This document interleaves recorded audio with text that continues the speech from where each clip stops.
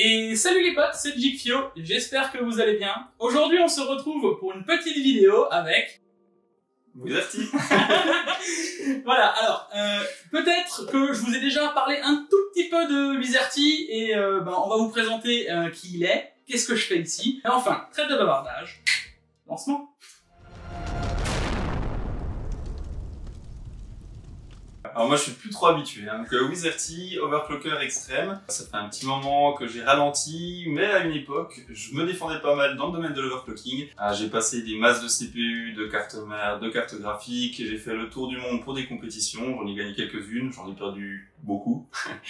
Et aujourd'hui je suis avec Jigs pour nous faire un petit... Bon, on peut le dire, on va faire de l'azote liquide. Alors là on va faire de la présentation, cette vidéo a pour but d'informer, déjà qu'est-ce que c'est l'azote, hein, parce que je pense que tout le monde ne sait pas ce que ça veut dire overclocker à l'azote liquide. Ouais, c'est vrai, c'est voilà. Tu vois, overclocker sur ma chaîne maintenant, c'est devenu, je veux pas dire une monnaie courante, mais ça commence à rentrer, tu vois. À l'azote liquide, c'est autre chose. Je vous ai jamais montré ça. Moi j'en ai fait 3 fois avec toi. Voilà. 100%. Donc je pars sur des bases sereines et saines, ouais, je suis sûr de mon coup. Donc non, et on va vous faire une présentation du matériel, de ce qu'on utilise sous froid, etc. etc. Alors en premier, on va commencer par qu'est-ce que l'azote liquide au final, monsieur Wizerty? Et ben l'azote liquide, c'est un petit liquide qui est magique. Ouais. Pour les overclockers, c'est le Graal, c'est ce qui te fait monter au 7e ciel. Parce que voilà, quand on fait de l'overclocking, le plus gros frein, c'est la température. Donc on a des systèmes de refroidissement qui sont toujours plus gros. On part avec un petit ventirad stock, après on met un gros ventirad qui rentre même plus dans le boîtier, vous savez, les trucs qui font 15 cm. Après on passe sur de l'IO, on passe sur du custom, etc. qui vaut des centaines d'euros. Tout ça c'est bien, mais on est toujours limité par la température ambiante. Et si tu veux plus être limité par la température ambiante, t'as l'azote liquide. C'est un liquide qui est à moins 196 degrés Celsius. Alors évidemment, il y a des précautions à prendre, on fait pas n'importe quoi avec. On a préparé nos petites lunettes, nos gants et tout, vous inquiétez pas, on va être au top. Et grâce à ce liquide qui est super froid, on peut refroidir le processeur, et plus il est froid, plus il est content, et plus il est content, plus il va vite. C'est ça. D'ailleurs, je vais vous remettre vite fait une petite vidéo dans le petit i qui va servir en fait à vous montrer comment ça fonctionne au final. Parce que figure-toi que j'ai trouvé une petite vidéo assez sympa justement comment les ions vont travailler en fonction du froid. Voilà, c'est un petit truc pour ceux que ça peut intéresser, pour les plus poussés. Voilà, c'est très technique. Là, ça me fait sourire, ça y est. Mais non, franchement, c'est assez fun et je pense que pour les gens, c'est le petit truc en plus. Ouais, voilà, s'ils ont envie d'aller voir, alors je vous préviens, c'est de la physique appliquée. Hein. Voilà, c'est assez rigolo et on voit que à partir de moins 196 degrés, avec de l'azote, tu peux déjà faire de belles choses au niveau de l'électricité et faire des courants induits. Et c'est comme ça que ça marche dans un processeur au final. C'était le petit moment physique. Il n'y en aura pas d'autre. Voilà, il n'y en aura pas d'autre, c'est fini. Voilà, après maintenant ça va être beaucoup plus fun. Ok, donc moins 196 degrés. Je vous rappelle que je vous ai aussi fait une autre vidéo où on avait fait ça dans de la glace. Vous vous souvenez, j'avais mis le radiateur dans de la glace, on était à l'extérieur avec MT, il faisait froid. On a fini, il faisait moins de dehors, on était frigorifié, on a passé une journée dehors sous l'humidité. C'était n'importe quoi. Alors là, en principe, on devrait faire mieux. Ah ouais? Et sans trop se lipeler. C'est chaud à crever dehors, il fait genre 35 degrés, donc vraiment on a la clim. Mais le petit liquide, allez, on va leur montrer. Je vais pas le sortir, mais il est là-dedans. Et ça pèse une tonne. Ça fait la muscu.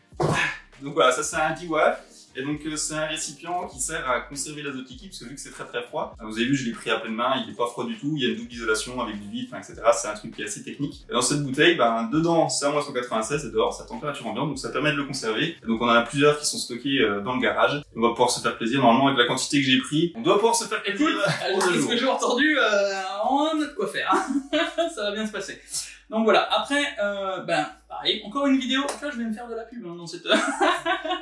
une petite vidéo où on était à l'UTT Arena. Bonjour à tous, alors aujourd'hui on va faire un petit peu d'overclocking extrême. Si vous étiez là hier, si vous avez suivi un petit peu, on a vu ce que c'était que l'overclocking, pourquoi on pouvait en faire. Et puis aujourd'hui on va voir une discipline qui est un petit peu plus sympa, en tout cas pour moi. On appelle ça l'extrême overclocking. Et vous allez vite voir pourquoi. On utilise de l'azote liquide qui est à moins 196 degrés Celsius. Donc c'est vraiment très froid. Et grâce à ça on peut faire des trucs de malade avec la configuration. l'animation.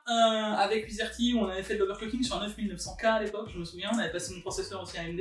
La belle époque, il y avait encore des événements. C'est ça, bon, vous le savez, on n'a pas besoin de vous dire pourquoi. Et ouais, donc on avait déjà fait ceci, on avait expliqué aux gens, tu fais pas mal d'événements aussi, enfin tu faisais pas mal d'événements où... Quand on avait le droit. Voilà. Donc où tu présentes aux gens ce que c'est l'azote, comment ça fonctionne, tu les faisais monter sur scène, etc. Enfin, ouais, des démonstrations dans les magasins aussi, alors plusieurs shops différents. Bonjour, c'est Wizerty, on est toujours en direct de la boutique LDC Strasbourg pour l'animation de leurs 2 ans. Joyeux anniversaire. On est donc sur l'animation Overclocking Extreme avec nos overclockers en herbe derrière. Donc là, il faut surveiller un petit peu parce que j'entends t'es sur ça à bouter. Donc je sais pas trop ce qu'ils font, on va aller voir ça. Alors un petit mot, qu'est-ce qui se passe sur la config? Vous en êtes à combien? On est à 5.1 là. 5.1, c'est passé? Hein? 5.1, c'est passé? Non, c'est on passe pas. Où voilà, on donnait l'opportunité aux gens de venir, d'apprendre ce que c'est que l'overclocking extrême, l'overclocking classique aussi, et puis de manipuler un peu les configs, de manipuler l'azote liquide, et généralement, pour tous les retours qu'on a eu, c'était vraiment bien. On n'a jamais tué personne, on n'a jamais cassé de matériel. Tout va bien. Et en général, les gens partaient, ils étaient super contents de l'expérience, etc. On a fait aussi sur l'UTT, sur des salons, des choses comme ça. Ah, moi je me souviens, 4700X, on a même battu un record. Oui!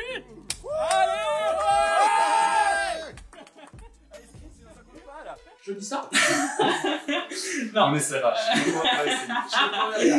On le prend bien. Prochaine vidéo, les gars, c'est un teaser. Voilà.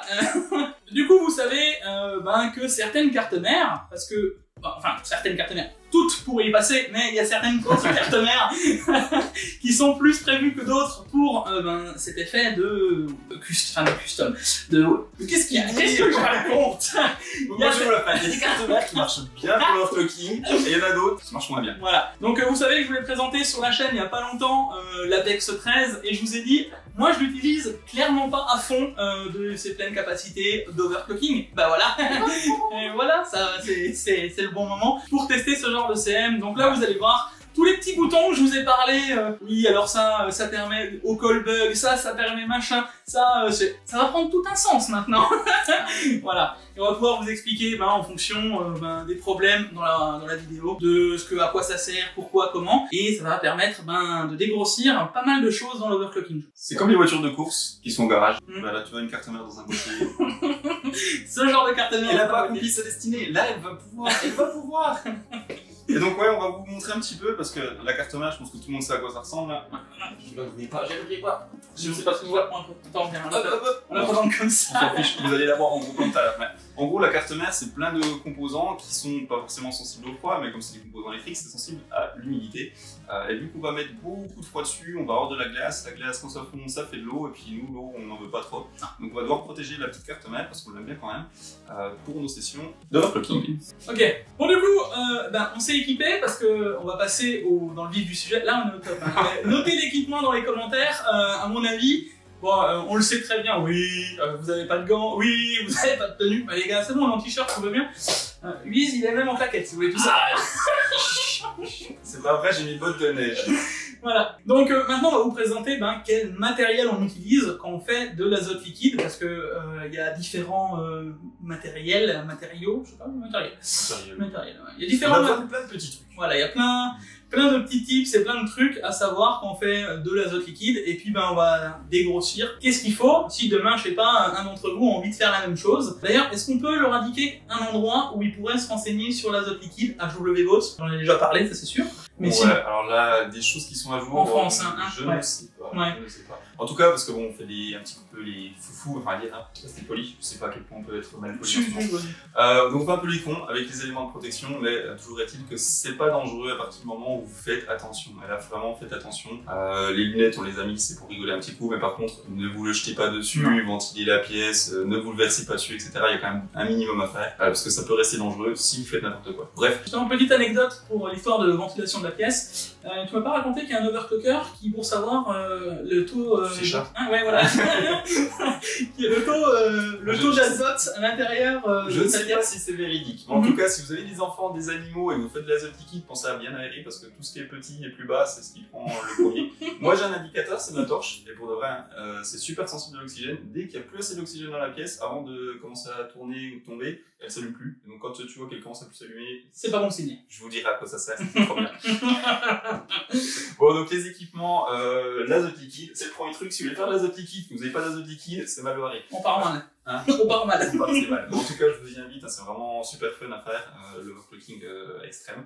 Donc l'azote liquide, il est dans des thermos, donc c'est les mêmes thermos que vous utilisez pour le café. On n'a rien trouvé de plus efficace et de moins cher. Je vous conseille plutôt celle en inox, ça casse un petit peu moins. Il y en a qui sont en verre ou en plastique, c'est de la éviter. Quand vous versez sur le plastique, ça finit par se fendre, etc. Bref, une thermos classique, donc là, il y a un petit peu d'azote qui est dedans, je vais essayer de le faire couler. Donc là, voilà, hop, du moins 196, ça refroidit le plancher, ça fait un petit peu de frais, ça fait du bien. Donc le premier truc, c'est l'azote liquide. Le deuxième, l'azote liquide, vous n'allez pas le verser directement sur votre processeur, ça se passerait pas très bien en termes d'efficacité, en termes de... Ça resterait pas au final, il faut quand même... Il n'y aurait pas l'inertie. Voilà, il faut l'inertie, un côté réservoir de quelque chose. Donc le réservoir, le voilà, et c'est pas juste un réservoir genre un verre, ça c'est un truc en cuivre, je sais pas, 2-3 kilos. Hein. Parfait pour caler les tirades. Et qui a plein de surfaces d'échange, etc.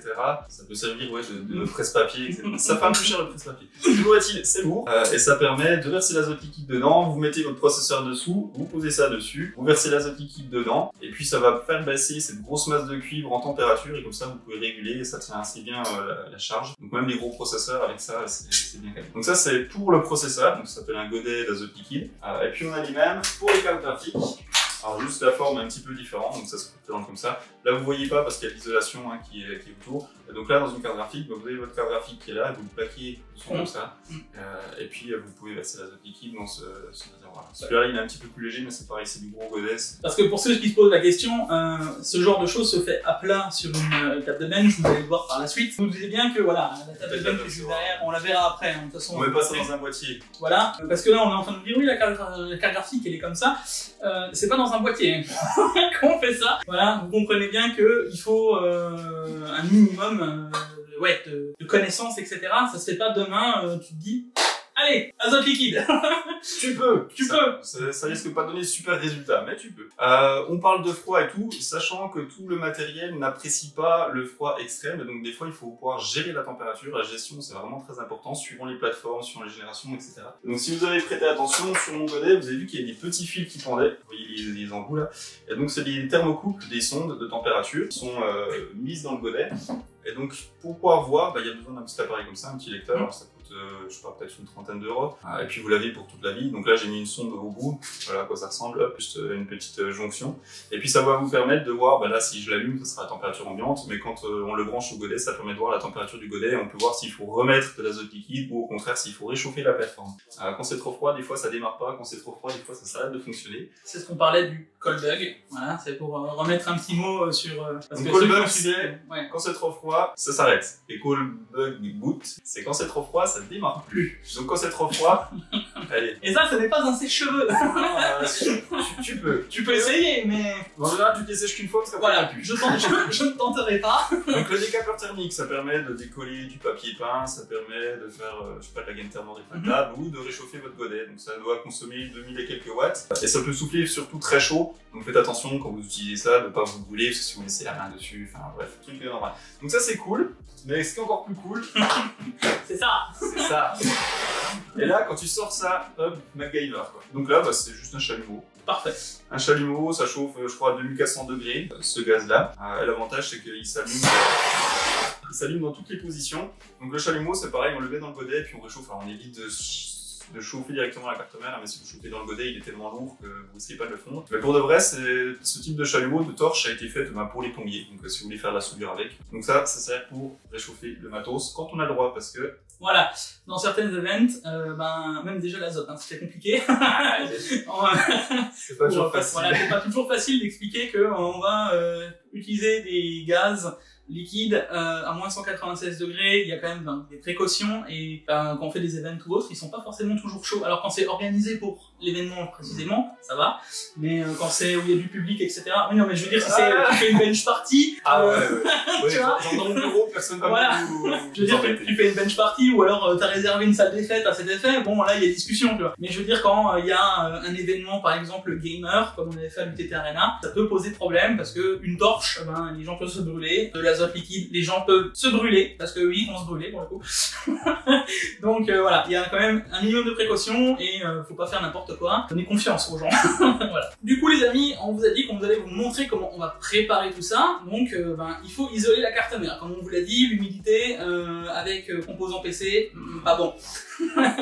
Donc il y a différents isolants pour protéger sa carte mère. On va déjà faire le tour de ces isolants. Apparemment il y en a une qui va finir sur ma carte mère, c'est l'histoire. Et vous montrer un peu... voilà. J'ai prévu la visite. Donc vous reconnaissez peut-être pas comme ça, mais là de la vaseline. Qui c'est qui a jamais eu un peu d'un kilo de vaseline? Je pense qu'il y en a quand même beaucoup. Pour les soirées entre amis. Non, pour les soirées, même en soirée, non. Ensuite, t'as quoi, le papier absorbant? Ah bah, à toi de nous dire maintenant. Alors, qu'est-ce qu'on fait avec ça? Qu'est-ce qu'on fait? Parce que les gens, ils vont... Oui, c'est vrai, ouais. Qu'est-ce qu'on fait avec Donc, qu'est-ce qu'on fait avec la vaseline? On va tartiner. On va tartiner. Les cartes mères de vaseline. Donc, ça va mal finir. Non. Donc, pourquoi la vaseline? Explique un petit peu. Pourquoi la vaseline? Parce que au final, c'est pas conducteur, de 1. C'est bien. De 2, c'est bien, c'est la principale utilité de la vaseline. De 2, l'eau va ruisseler dessus, donc dans la logique, ça devrait protéger tous les composants. Ouais, le problème de la vaseline, c'est qu'une fois qu'on en a tartiné, parce que c'est vraiment ça sur la carte mère, il faut la nettoyer la carte mère. Non, on dit pas. On dit pas comment on est. Vous verrez plus tard. Vous verrez plus tard. Donc la vaseline, ouais, c'est un petit peu hydrofuge, donc on tartine la carte mère, on chauffe un petit peu, ça la fluidifie, et puis elle va vraiment devenir liquide comme de l'eau, elle va s'étaler sur le PCB, elle va protéger sous les slots, etc. C'est vraiment une cover presque parfaite. Le seul inconvénient, c'est que c'est un petit peu dégueulasse, mais ça protège très bien. Et ça va très vite à faire, donc quand t'es en compétition ou un truc comme ça, et que t'as pas beaucoup de temps pour préparer ton matos, la vaseline, c'est vraiment top. C'est efficace. Alors Ensuite, allez, je finirai par mon préféré, parce que là, je l'aime bien aussi. Alors. Donc ça, c'est du... c'est du... On peut pas réviser? Non. Non, on cache. C'est du... non, la calotte. Non, c'est du vernis... Plastique. Un plastique dip. Ah bah ouais. C'est pas du plastique dip. Le plastique dip, c'est une bombe. Un petit peu comme de la peinture, mais dedans c'est du plastique avec un petit solvant. Et donc là vous pulvérisez sur votre carte mère, alors attention, vous protégez le socket, vous protégez les slots RAM, etc. Parce que si vous en mettez, ça c'est isolant. Donc si vous pluguez votre CPU ou votre RAM dans un truc qui a eu de l'isolant, ça marchera plus, il n'y a plus de contact. Donc il faut isoler certaines parties. Et après vous pulvérisez. Le gros avantage c'est que ça va faire une couche, si vous le mettez bien, ça va faire une couche de protection plastique dessus. Ça empêchera l'eau d'atteindre le PCB de la carte, donc ça la protège bien. Normalement, vous pouvez après prendre cette couche de protection et la peler, elle va venir d'un seul morceau, si elle est assez épaisse. Par contre, des fois, sous les petites résistances, sous les petits trucs comme ça, elle s'insinue et puis ça en laisse des petits morceaux partout. Donc c'est pas toujours très simple à nettoyer. Et ça, vous connaissez peut-être le plastique, on s'en sert pour faire des covers sur les jantes de voiture, sur la carrosserie. Le rose, je vais l'utiliser au final pour le vélo de ma petite fille. Enfin, voilà, vous pouvez faire plein de trucs avec, c'est cool. Mais pour le matériel, voilà, il y a des avantages, des inconvénients. Allez, réflexe.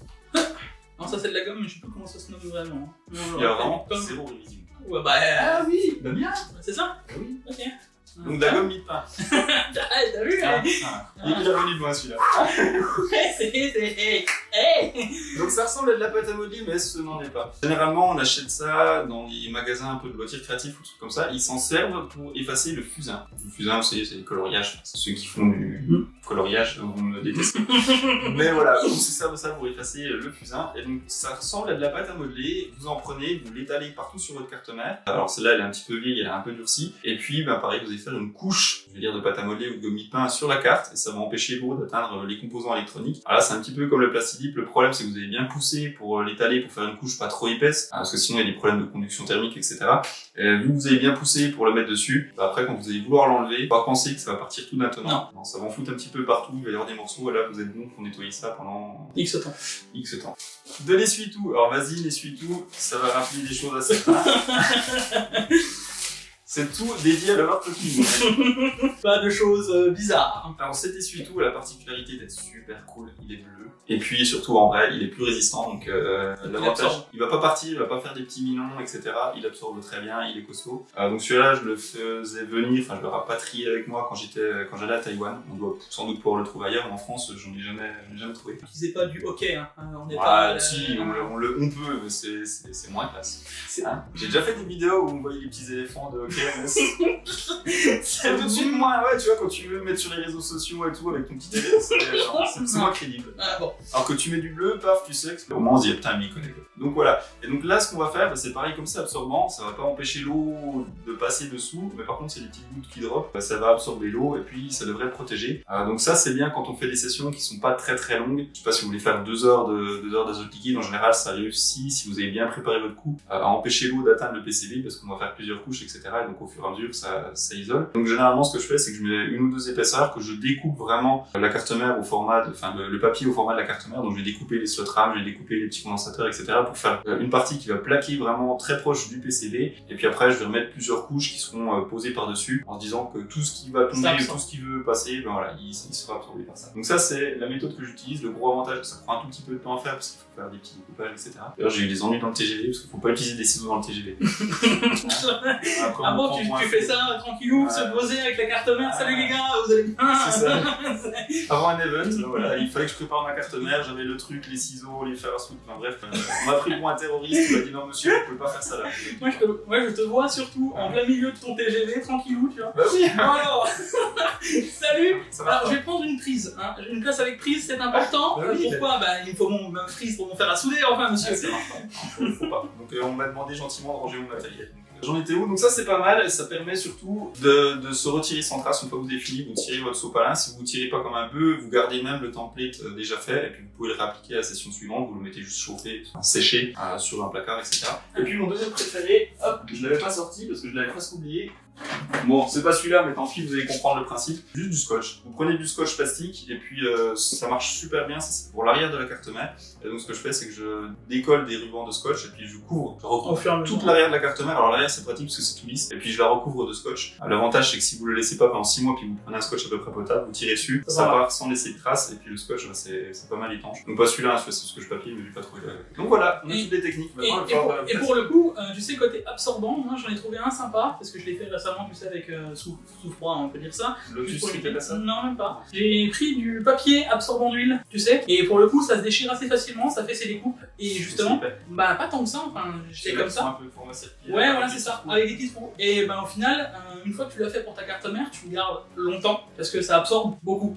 Bon, après voilà, chacun ses techniques, il y en a sans doute d'autres. Bon, du coup, maintenant, bah, qu'est-ce qu'on va faire? Je vais vous prendre une vue du dessus, on va protéger une carte mère, et on va vous montrer à quoi ça ressemble. 1 ou 2 cartes mères. La vaseline, c'est pour lui. Moi, j'ai pas envie de nettoyer. Allez, c'est parti.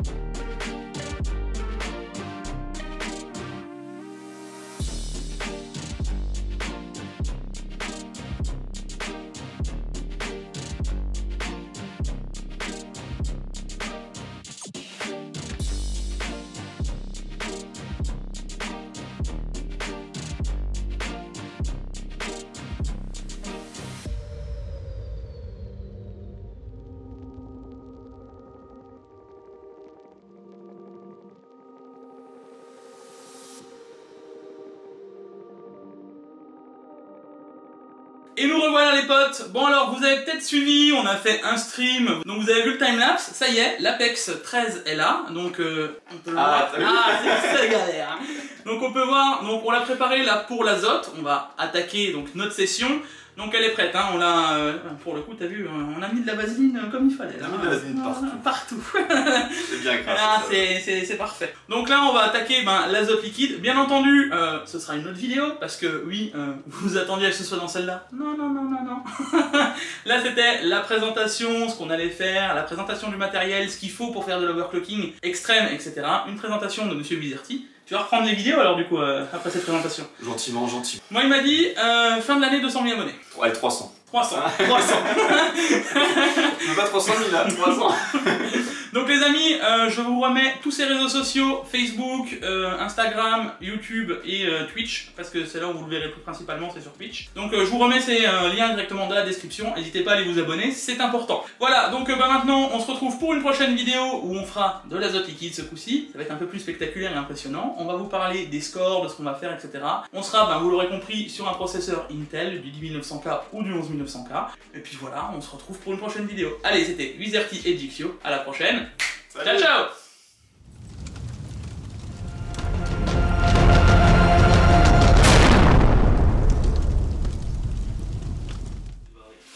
Donc c'est un bidon, dedans là on a à peu près 25 litres d'azote liquide et puis après on le transvase dans cette thermos